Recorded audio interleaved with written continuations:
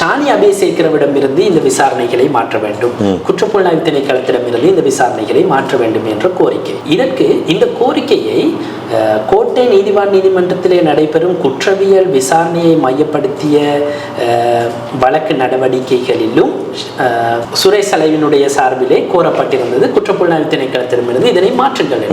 அப்போது நீதிமன்றம் அதை நிராகரித்திருந்தது. அதற்கான காரணங்களை சொல்லியிருந்தது. ஏன் அந்த விடயங்களை மேல்முறையீட்டு நீதிமன்றத்துக்கு நீங்கள் சொல்லவில்லை? அதையே மறைக்கிறீர்கள். காரணங்களை நீதிவான் நீதிமன்றம் மறைத்ததன் அதனை நிராகரித்த பின்னர் அதே கோரிக்கையை நீங்கள் இந்த ரிட் மனுவூடாக இங்கே கோருகிறீர்கள் என்று சொல்லிவிட்டு சுஹர் ஷிகரத் நல்ல ஒரு விடயத்தை சொல்லியிருந்தார். அதாவது இந்த விசாரணைக்கான இந்த முதல் முறைப்பாடு பொதுமக்கள் பாதுகாப்பு அமைச்சின் செயலாளர் ஊடாக போலீஸ் மா அதிபருக்கு அனுப்பப்பட்ட பின்னர் போலீஸ் மா அதிபர் தான் தீர்மானிக்கின்றார் அதனை யார் விசாரணை செய்ய வேண்டும் என்று. இந்த விடயத்திலே மிக நீண்ட விசாரணைகள் இருக்கின்றன. சில அறிவியல் தடயங்களை பகுப்பாய்வு செய்ய வேண்டியிருக்கிறது.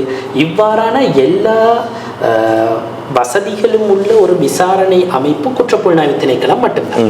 அவர்களுக்கு தான் இதனை விசாரணை செய்ய பொருத்தமானது. எனவே தான் போலீஸ் மா அதிபர் தேர்ந்தெடுக்கிறார் இதனை குற்றப்புலனாய்வு திணைக்களம் தான் செய்ய வேண்டும் என்று.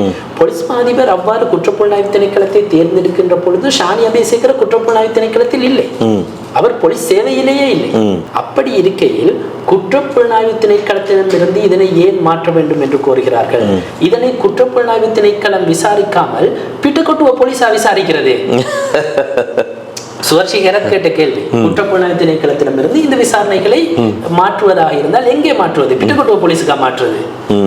ஏற்கனவே இந்த விவகாரத்திலே இந்த உண்மையிலே அவர் பட்டியலிட்டு காட்டினார். இந்த விவகாரம் வெறுமனே ஒரு குறிப்பிட்ட விடயத்தை மட்டும் மையப்படுத்திய விசாரணை அல்ல, பரந்த விசாரணை. இதில் இருக்கிறது சாரா ஜஸ்மினுடைய DNA விவகாரம் தொடர்பிலான விசாரணைகள் இடம்பெறுகிறது. அதே போன்று பவுனதீவு போலீஸ் உத்தியோகத்தர்கள் 2 பேர் கொலை செய்யப்பட்ட சம்பவத்தை LTT மீது போடுவதற்காக திசை திருப்புவதற்கு இராணுவ உளவு பிரிவு தொடர்பு பட்டதாக ஒரு குற்றச்சாட்டு இருக்கிறது. எனவே அந்த கோணத்திலே ஒரு விசாரணை நடக்கிறது. அது தொடர்பில் 2 சந்தேக நபர்கள் கைது செய்யப்பட்டிருக்கிறார்கள். அவர்களையும் இந்த குற்றப்புலனாய்வு திணைக்களத்தால் கைது செய்து விசாரணை நடந்து கொண்டிருக்கிறது.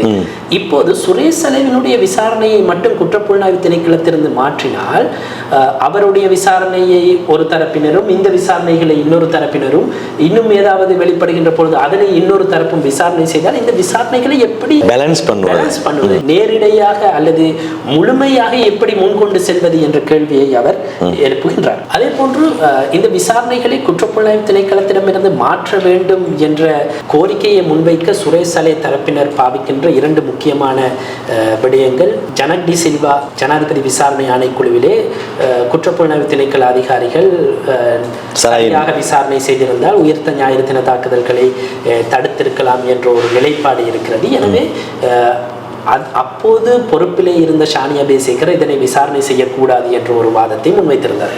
அதனை மிக தெளிவாக அதே அறிக்கையை வைத்து பிரதி சொலிசிட்டர் ஜெனரல் நீதிமன்றத்துக்கு தெளிவுபடுத்தி இருந்தார். உண்மையிலேயே நாங்கள் கோட்டாபய ராஜபக்சனுடைய ரிட்மனு தொடர்பாக சொல்கின்ற பொழுதும் கதைக்கின்ற பொழுதும் அந்த விடயங்களை சொல்லியிருந்தோம். அதாவது உயிர்த்த ஞாயிறு தின தாக்குதல்கள் தொடர்பாக விசாரணை செய்த ஜனாதிபதி விசாரணை ஆணைக்குழுவினுடைய அறிக்கையிலே உயிர்த்த ஞாயிறு தின தாக்குதல்களை தடுக்காமை தொடர்பில் பொறுப்பு கூற வேண்டிய 11 போலீஸ் அதிகாரிகளுடைய பெயர்கள் குறிப்பாக இருக்கின்றன. அதிலே ஷானி அபேசேகரனுடைய பெயர் இல்லை. அப்படி இருக்கையில் சலே பொய்யுரைத்திருக்கிறார். சலே பொய்யாக இந்த விடயங்களை முன்வைத்திருக்கிறார். ஷானி அபேசேகரவும் பொறுப்பு கூற வேண்டும் என்று ஜனக் டி சில்வாவினுடைய அறிக்கையிலே அந்த ஆணைக்குழு அறிக்கையிலே குறிப்பிடப்பட்டிருக்கிறது என சொல்லியிருக்கிறார். எனவே அது பொய்யான விடயம், நீதிமன்றத்தை தவறாக வழிநடத்துகின்ற விடயம் என்பதை அவர் குறிப்பிடுகிறார். அடுத்த விடயம் ஜாக்கி டி ஆல்விஸ் குழுவினுடைய அறிக்கை. இந்த ஜாக்கி டி ஆல்விஸினுடைய குழுவுக்கு சட்ட வலு இல்லை. உண்மையிலே அது எந்த சட்டத்தை ஜனாதிபதி விசாரணை ஆணைக்குழு ஜனக் டி சில்வாவின் தலைமையில் நியமிக்கப்பட்ட ஜனாதிபதி விசாரணை ஆணைக்குழுவுக்கு ஒரு சட்ட வலு இருக்கிறது. அவர்களுடைய பரிந்துரைகளை சட்டமா அதிபர் அமுல் செய்யலாம். அதற்கான சாட்சியங்கள் இருக்கின்றன. அவற்றை பார்த்து குற்றவியல் வழக்கு தொடுப்பது தொடர்பாக சட்டமா அதிபர் தீர்மானங்களை முன்னெடுக்க முடியும். மேல் நீதிமன்றத்திலே குற்றவியல் வழக்கு தொடுக்கும் அதிகாரம் சட்டமா அதிபருக்கும் லஞ்ச ஊழல் ஆணைக்குழுவினுடைய பணிப்பாளர் நாயகத்துக்கும் மட்டும்தான் இருக்கின்றன இலங்கையினுடைய சட்டப்படி.